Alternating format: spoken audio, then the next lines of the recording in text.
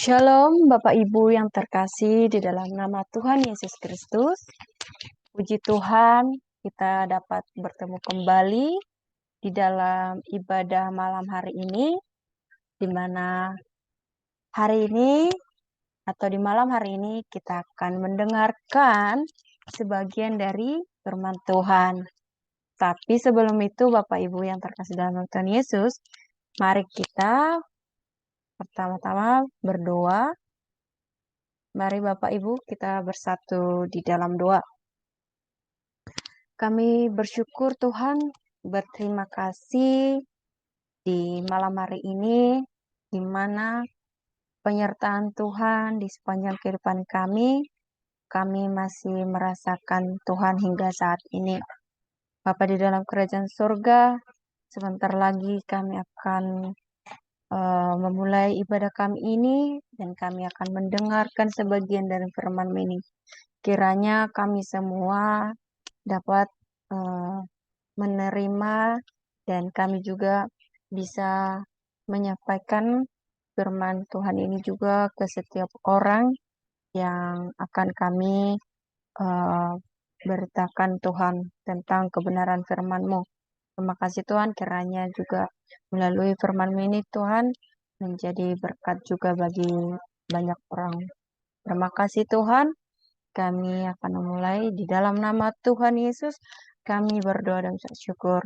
Amin. Puji nama Tuhan, kita akan menaikkan lagu pujian kita, Ku Perlu Juru Selamat. Bapak Ibu sekalian, mari kita sama-sama menyanyikannya.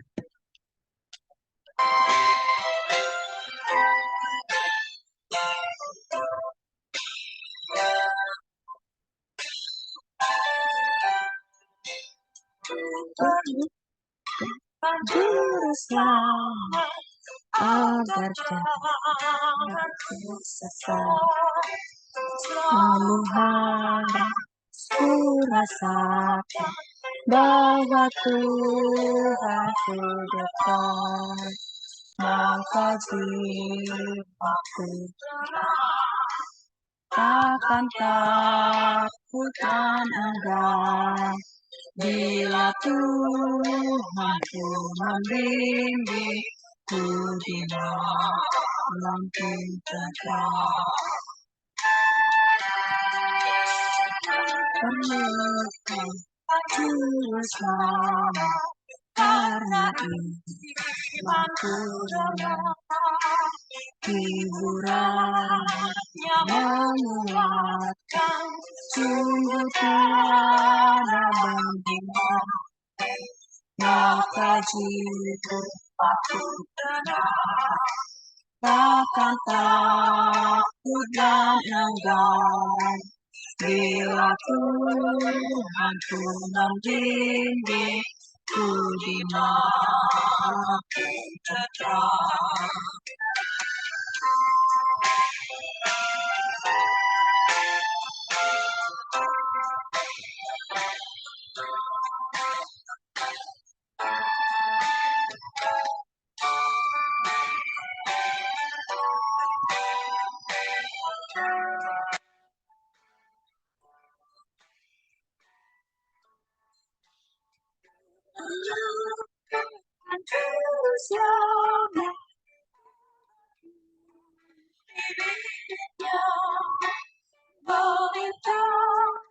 Si manusia dan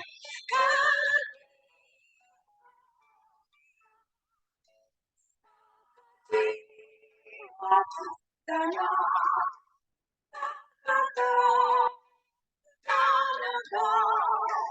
bila Tuhanku membimbingku di malam tenang. Bila Tuhanku membimbingku di malam tenang.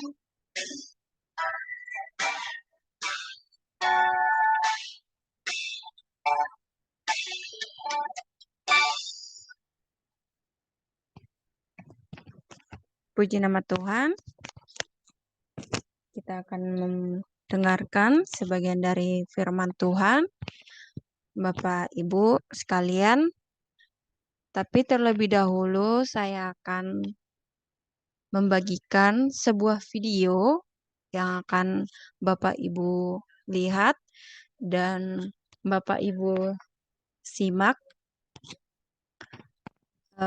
terkait apakah video tersebut atau pembahasan apakah dalam video tersebut yang akan kita angkat pada malam hari ini. Sebentar Bapak Ibu, saya akan membagikan videonya.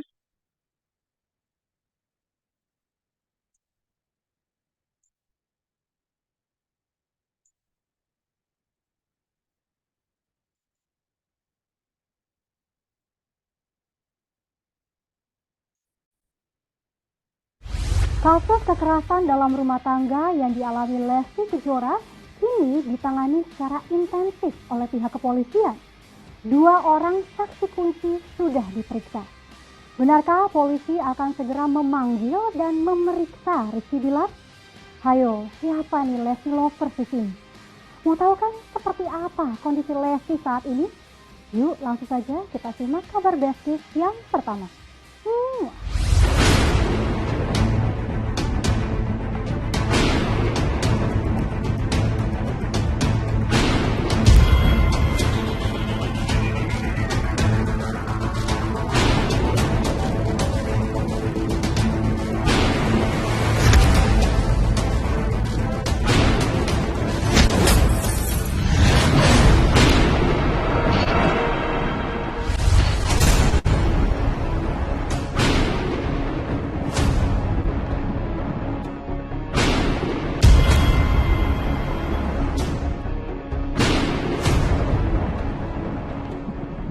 Lesti Kejora tak berdaya. Kekerasan yang diduga dilakukan Rizky Bilar terhadapnya seketika membuatnya bersimbah air mata. Cobaan demi cobaan melanda, kita bersama namun tak lagi sama.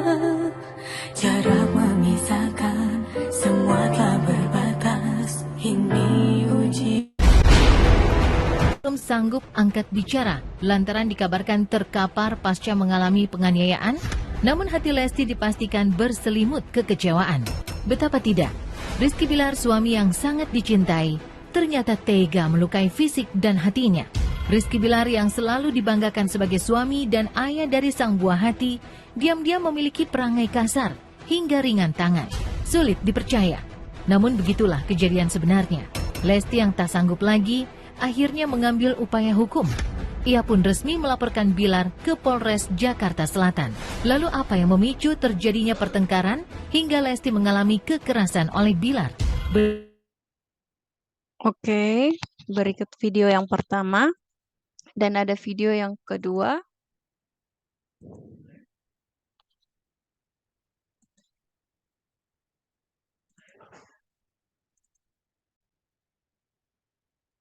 Posisi Verdi Sambo sebagai Kepala Satgasus Merah Putih disinyalir memiliki kaitan dengan uang jumlah besar dalam hal penanganan kasus secara ilegal.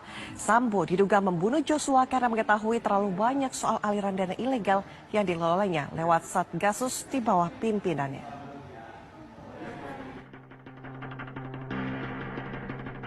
Spekulasi publik seputar motif pembunuhan Brigadir Joshua oleh mantan Kadif Propam Irjen Sambo mulai melebar dari masalah pelecehan ke motif uang. Posisi Verdi Sambo sebagai Kepala Satgasus Merah Putih disinyalir memiliki kaitan dengan uang jumlah besar dalam hal penanganan kasus secara ilegal.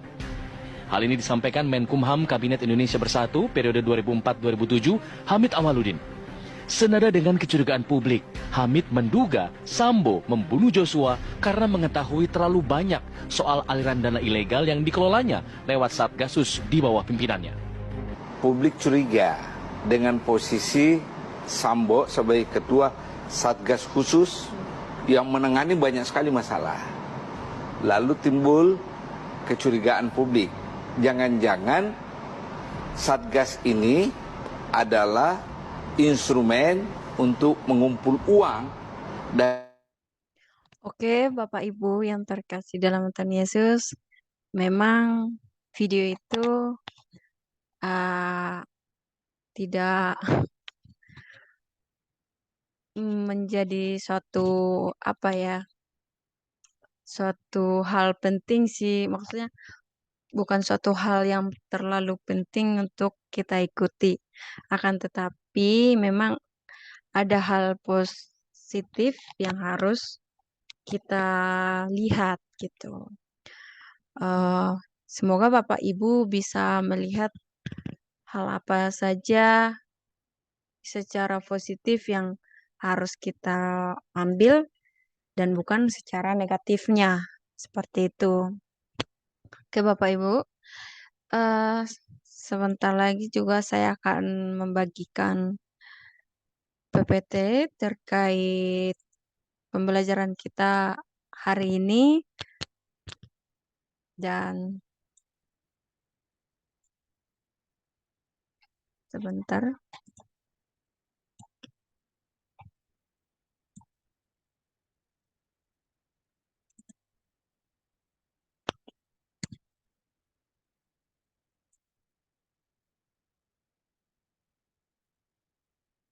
Oke Bapak Ibu, di sini kita akan membahas tentang penguasaan diri. Mungkin Bapak dan Ibu sekalian sudah melihat video yang memang saat ini sangat beredar di mana-mana dan saya sudah mengambil videonya secara umum itu dalam eh, video yang tadi yang pertama dan yang kedua itu secara kekristenan. Kenapa aku bilang kekristenan? Karena memang pelakunya adalah orang Kristen sendiri. Seperti itu, Bapak Ibu yang terkasih. Nah, di sini kita akan belajar tentang penguasaan diri. Saya mau bertanya untuk Bapak Ibu sekalian. Menurut Bapak dan Ibu, penguasaan diri itu seperti apa? Dan apa pendapat Bapak Ibu juga mengenai tentang penguasaan diri ini? Nah, di sini kita akan bersama-sama belajar membahas tentang penguasaan diri ini.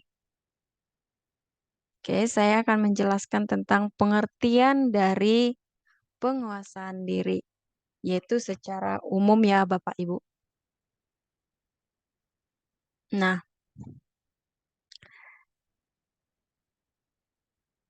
penguasaan penguasaan diri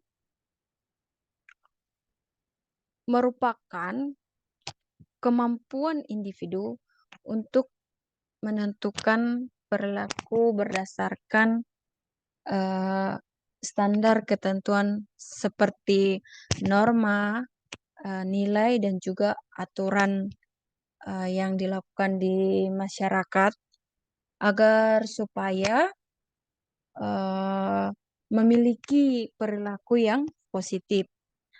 Dapat diartikan bahwa seseorang yang secara mandiri mampu memunculkan perilaku yang positif. Kemudian, penguasaan diri juga bisa disebut suatu kemampuan seseorang untuk mengendalikan diri secara sadar agar menghasilkan perilaku yang tidak merugikan orang lain, sehingga sesuai dengan norma dan nilai dan aturan yang tadi dapat diterima di seluruh masyarakat. Seperti itu Bapak dan Ibu sekalian. Nah, di sini kenapa saya menjelaskan secara umum supaya Bapak Ibu sekalian juga memahami secara spesifiknya dan nanti juga saya akan membahas di dalam kekristenan penguasaan diri itu seperti apa. Nah, kemudian eh, mengapa? Mengapa kita harus em, memiliki penguasaan diri? Nah, tujuan penguasaan diri ini yaitu untuk memperoleh keberhasilan, kebahagiaan, baru eh, kemajuan.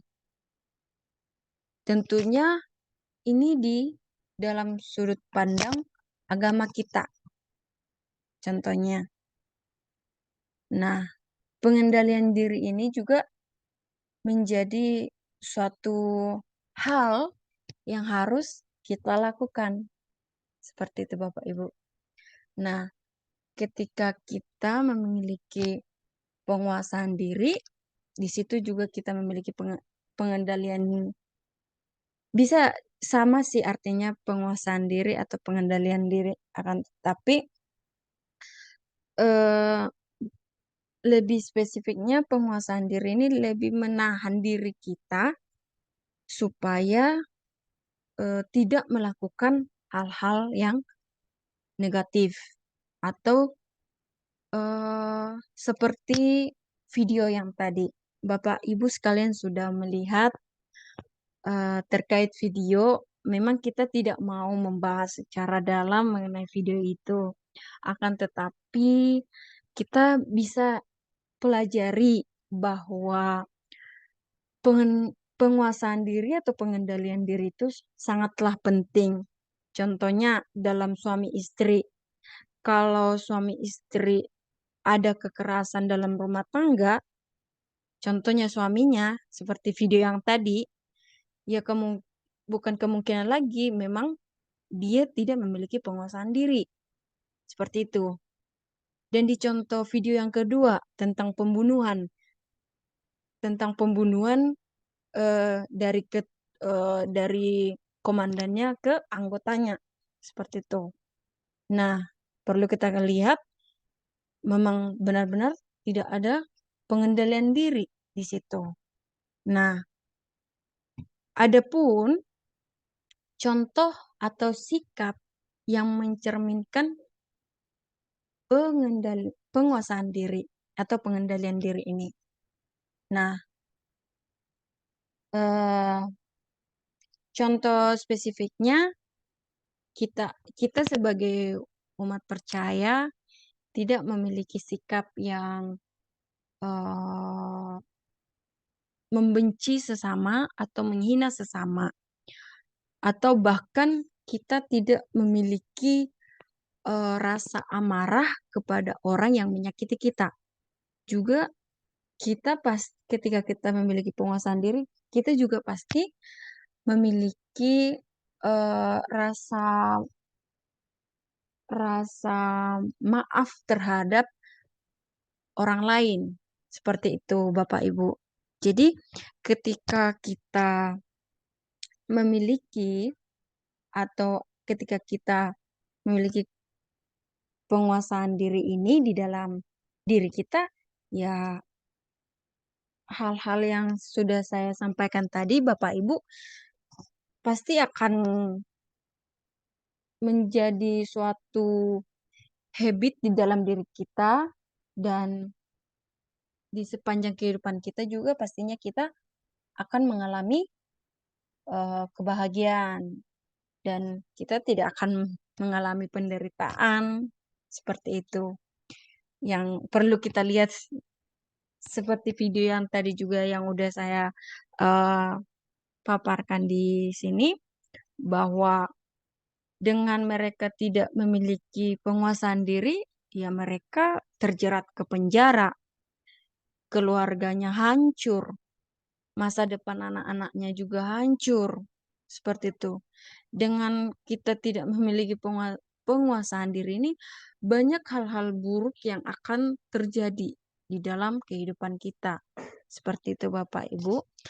Dan memang perlu kita ingat, penguasaan diri ini memang hal utama ya. Tentunya di kalangan orang Kristen mungkin tidak semua bisa memiliki atau manusia itu tidak sebagai orang Kristen tidak semua juga bisa mengaplikasikan atau memiliki penguasaan diri ini.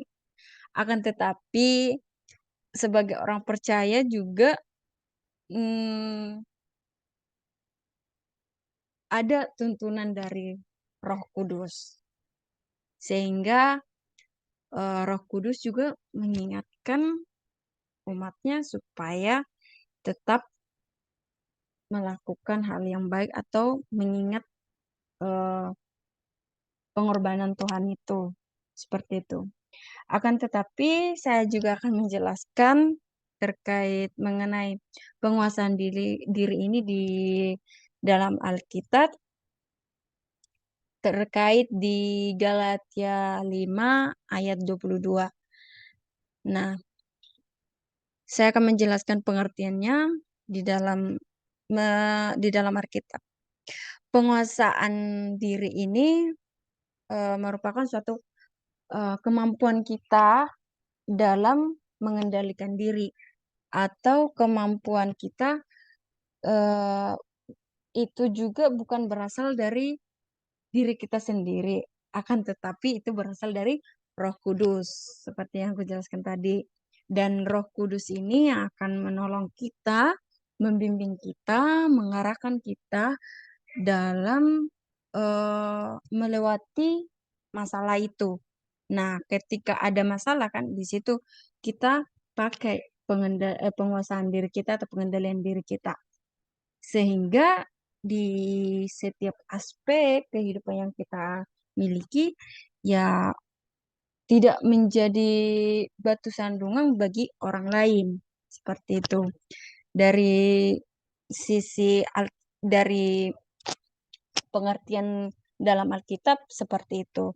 Jadi penguasaan diri suatu kemampuan kita dalam mengendalikan diri kita sendiri atau itu juga bukan menjadi suatu uh, kekuatan kita sendiri, akan tetapi itu pertolongan Roh Kudus dan bimbingan Roh Kudus dalam kehidupan kita. Oke, dalam Galatia 5 ayat 22 berhubungan erat dengan ayat-ayat sebelumnya dan yang sesudahnya. Kemudian kita juga harus memahami terlebih dahulu maksudnya dalam ayat ini. Sedikit saya akan jelaskan dalam ayat Galatia 5 ayat 22.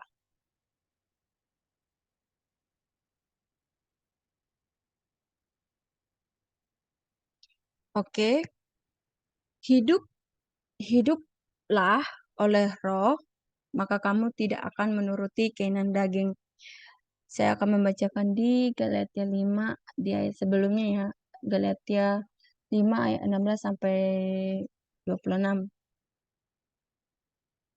Yang maksudnya di sini hiduplah oleh roh, maka kamu tidak akan mengikuti keinginan daging. Sebab keinginan daging berlawanan dengan keinginan roh dan keinginan roh berlawanan dengan keinginan daging. Karena keduanya itu bertentangan sehingga Bapak Ibu kita semua tidak melakukan apa yang kita kehendaki seperti itu. Akan tetapi jikalau kita memberi diri kita dipimpin oleh Roh Kudus, maka kita tidak hidup di bawah hukum Taurat. Seperti itu. Perbuatan daging memang yang kita lakukan mungkin tidak luput dalam setiap hari gitu. Contohnya mungkin kita pernah melakukan percabulan, kecemaran, hawa nafsu, atau penyembah berhala, sihir, perseteruan, perselingkuhan, iri hati, amarah, baru kita sering mementingkan diri kita sendiri, atau juga kita sering eh, dengki terhadap lingkungan kita gitu. Baru kita juga pernah melakukan hal-hal yang tidak baik lah di dalam kehidupan kita.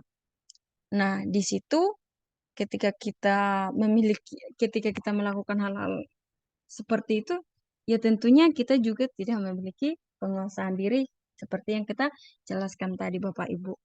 Nah, kemudian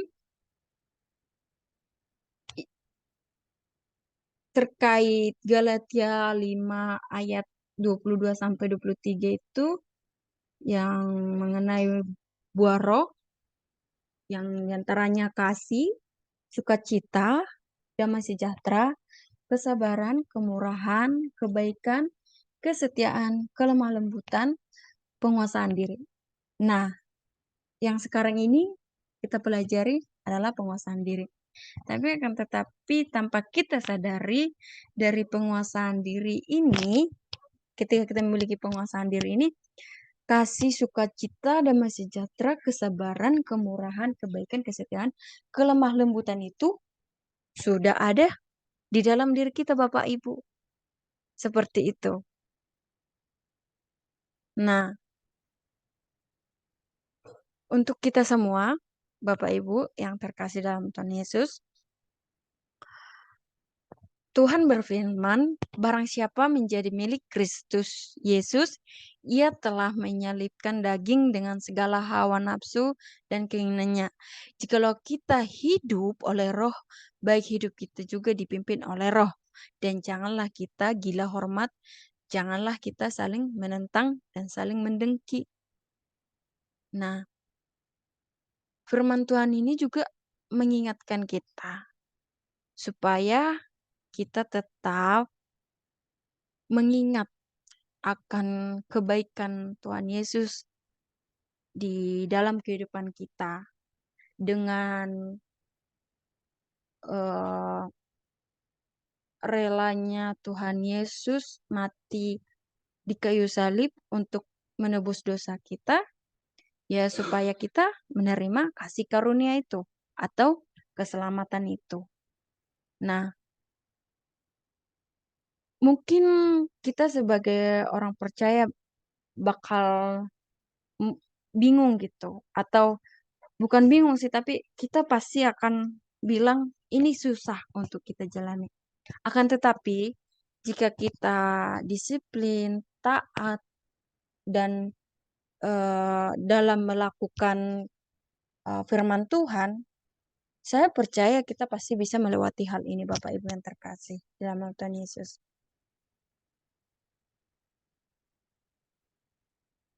Dan kita perlu sadari bahwa pengorbanan Tuhan Yesus tidak sia-sia untuk kita. Bahkan kemungkinan kita berpikir juga karena kita melakukan hal-hal yang tadi ya tanpa di luar kesadaran kita gitu. Contoh spesifiknya inilah perseteruan antara orang lain, atau iri hati dengan tetangga, atau marah dengan anak, marah dengan suami, gitu. Atau kekerasan di dalam rumah tangga. Mungkin kita udah mengalami itu. Tapi perlu kita ketahui Bapak Ibu bahwa Tuhan Yesus yang rela mati di kayu salib yaitu untuk menolong kita, untuk menebus dosa kita. Dan kita sekarang sudah menerima kasih karunia itu. Sehingga untuk itu kita harus memiliki sikap yang taat dan disiplin dalam menjalani atau dalam mengikuti firman Tuhan. bukan hanya sekedar ya sudahlah saya baca firman Tuhan cuma satu hari ini, atau kita baca firman Tuhan cuma saat maunya kita aja, saat kita bersedih atau saat kita punya masalah baru bicara kita. Tapi eh, yang harus kita lakukan, Bapak Ibu, kita harus membaca Alkitab setiap hari supaya mengenai penguasaan diri yang kita bahas itu atau pengendalian itu ya kita juga bisa miliki, dan kita minta kepada Roh Kudus supaya kita tetap dibimbing, diarahkan di sepanjang kehidupan kita. Dan saya berharap untuk Bapak Ibu sekalian, kita juga menjadi orang yang dapat memiliki penguasaan diri ini atau pengendalian diri ini di dalam kehidupan kita. Agar supaya di sepanjang kehidupan kita, kita menjadi berkat, dan kita tidak menjadi batu sandungan bagi orang lain. Sehingga orang-orang juga bersuka cita bersama kita. Seperti itu. Dan salah satunya Tuhan senang melihat kita ketika kita melakukan hal-hal yang baik di dalam kehidupan kita, tentunya bukan hanya untuk diri kita sendiri, kan tetapi untuk orang lain juga gitu. Dan yang paling penting yaitu untuk kemuliaan Tuhan. Seperti itu. Oke, Bapak Ibu sekalian, sekian firman Tuhan hari ini. Semoga apa yang sudah saya sampaikan hari ini bisa Bapak Ibu mengerti dan pahami, dan Bapak Ibu sekalian juga bisa mengaplikasikannya di dalam kehidupan Bapak Ibu sekalian. Terima kasih untuk kehadirannya. Mari kita bersatu di dalam doa. Terima kasih Tuhan, hari ini kami sudah selesai belajar akan firman-Mu. Kiranya pembelajaran hari ini terkait dengan penguasaan diri, kami bisa menjadi manusia yang dapat memiliki penguasaan diri atau pengendalian diri ini. Sehingga di sepanjang kehidupan kami bukan hanya batu sandungan, akan tetapi kami juga menjadi berkat bagi orang banyak. Dan terima kasih untuk hari ini, kami akan tutup hanya di dalam nama Tuhan Yesus. Kami berdoa dan mengucap syukur hanya kepadamu. Amin. Terima kasih Bapak Ibu. Shalom.